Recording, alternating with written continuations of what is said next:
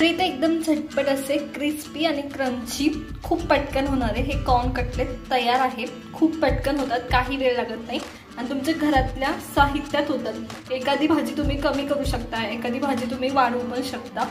खूप सुंदर होतात, त्याच्यामुळे नक्की ट्राय करा। आवडले असेल तर लाईक करा, शेअर करा आणि सबस्क्राइब करा। नमस्कार मंडळी, मी कोमल तुमच्या सगळ्यांचं आपल्या कोमल नांगणे रेसिपी चॅनलमध्ये खूप सारं स्वागत करते। तर आज बस सीझनेबल रेसिपी पाहतोय, कारण कॉर्नचा खूप सारा सीझन चालू आहे। कॉर्न इझिली सगळीकडे आता अवेलेबल आहे। तर कॉर्नचे कटलेट बनवतोय, खूप साधे सोपे आहेत। तुम्हाला चहाच्या नाश्त्यासाठी, मुलांच्या डब्यासाठी किंवा कोणी गेस्ट आणणार असेल तर त्यांच्यासाठी ही रेसिपी एकदम साधी सोपी आहे। चला तर मग सुरू करूया रेसिपी बनवायला। आपण आज स्वीट कॉर्नचे कटलेट पाहतोय। तर स्वीट कॉर्न मी इथे हे वाटून घेतले आणि मुद्दाम असं ताटात घेतले तुम्हाला दाखवण्यासाठी की स्वीट कॉर्नला पाणी सुटतं। जर खूप वेळ तुम्ही वाटून ठेवलं तर साईडनी पाणी निघतं। तर बाकीच्या गोष्टी आपण ऍड करणार आहोत याच्यात। चला तर मग पटपट ऍड करूया। याच्यात माझ्याकडे गाजराचा खिसा आहे तो ऍड करतेय। हा जवळजवळ एक अर्धा वाटी होता।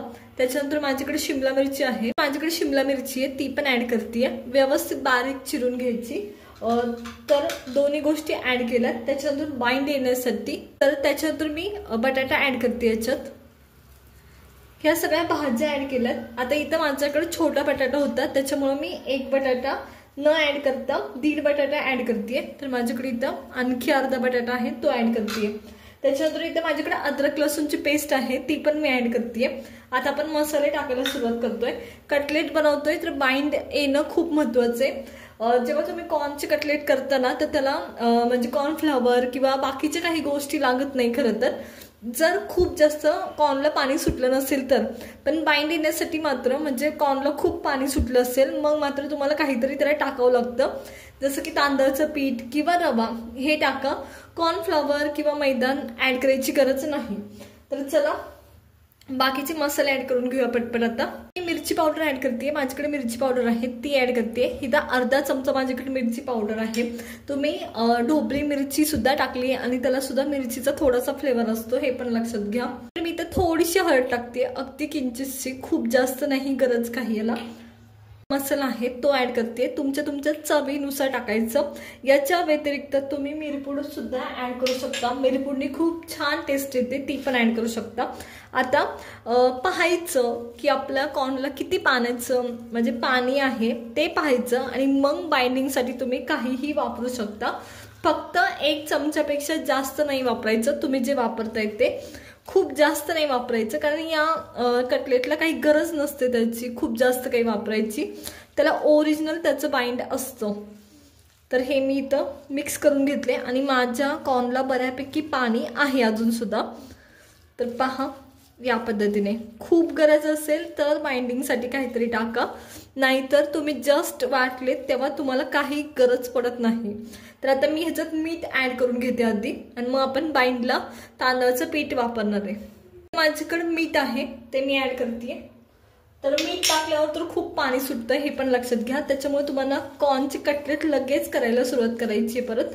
तर हे मी ऍड केले आणि आपण बाइंडला आता थोडंसं तांदळाचं पीठ ऍड करणार आहे, खूप जास्त नाही, अगदी 1 ते 2 चमचे। त्याच्यात मी आपल्याकडे तांदळाचं पीठ आहे ते ऍड करते।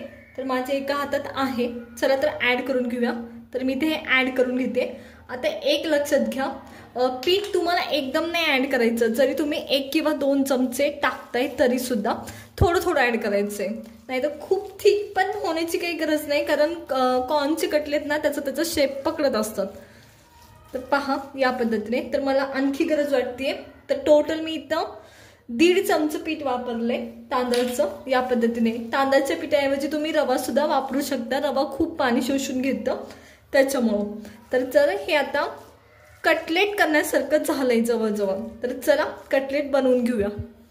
आता आपण कटलेट बनवायला सुरुवात करतोय। तर मी तुम्हाला दाखवते, अगदी थोडं थोडं घ्यायचं सगळं मिक्स केल्यानंतरून। आणि ह्याचे आता एक गोष्ट लक्षात घ्या, जेव्हा तुम्ही रवा ऍड करताय तेव्हा त्याला टाइम द्यावा लागतो। रवा पाणी सोक करतो त्याच्यामुळं, बाकीच्या कोणत्या गोष्टीला तुम्हाला टाइम द्यायला लागत नाही, पण रवा जर टाकला तर तुम्हाला त्याला टाइम द्यायला लागतो। आणि हे कटलेट या पद्धतीने तयार होतात। खूप काही शेप द्यायची गरज पडत नाही, खूप काही करायची गरज पडत नाही, इझिली होऊन जातात। तर चला मी सगळे कटलेट असेच करून घेते आणि लगेच मी तव्यावर ठेवणार आहे। तर चला करून घेऊया। कटलेट बनवण्यासाठी तर मी तवा घेतलाय, हा लोखंडी तवा आहे, त्याच्यावर मी तेल टाकलंय। सगळ्या साईडनी तव्याला तेल लावायचं, व्यवस्थित तवा कडकडीत गरम करून घ्यायचा, हे पण लक्षात घ्या। आणि इथं माझ्याकडे कटलेट सुद्धा रेडी आहे, तर मी ते ठेवतीये। तुम्ही 4-5 एकदम ठेवून त्याला टर्न करू शकता। आता मी गॅस बारीक केलाय आणि एक झालेलं कटलेट मी याच्यावर ठेवलंय, असंच मी बाकीची पण ठेवून घेणार आहे। तर चला मी ठेवून घेते बाकीची सुद्धा। इथं मी कटलेट ठेवून घेतलेत।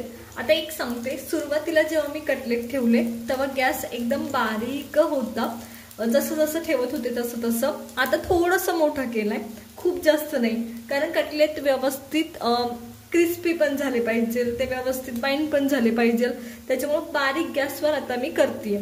तर चला मी करून घेते हे। तुमचं कटलेट पलटायचंय तर सर्वात पहिले जे सर्वात आधी टाकले ना ते कटलेट तुम्हाला पलटायचं असतं। इथं मी सुरुवातीला सगळ्यात आधी टाकलेलं कटलेट पलटून घेते, तर या पद्धतीने। तर पहा, या पद्धतीने हे पलटून घ्यायचं। तर चला मी सगळे कटलेट असेच पलटून घेते। आता खूप घाई नाही करायची, आधी सगळे बाइंड झालेत का ते बघायचे। आता बटाटा एखादा मोठा राहिला असेल तरी असं कट होतं, हे पण लक्षात घ्या, म्हणजे खूप मोठा पीस बटाट्याचा राहिला असेल तर चला मी सगळे कटलेट असेच पलटून घेते पटपट। हे पहा, हे सगळे कटलेट मी पलटून घेतलेत एका साईडनी, जे खूप आधी टाकलेत ते व्यवस्थित क्रंची झालेत आणि आता मी गॅस मोठा केलाय। तर चला मी सगळे कटलेट दोन्ही साईडनी पलटून घेणार आहे आता। चला तर घेऊया मग। तर हे पहा, इथे हे सगळे माझे कटलेट झालेत, दोन्ही साईडनी व्यवस्थित झालेत। तर चला आपण साईडला काढून घेऊया। तर इथे एकदम झटपट असे क्रिस्पी आणि क्रंची खूप पटकन होणारे हे कॉर्न कटलेट तयार आहे।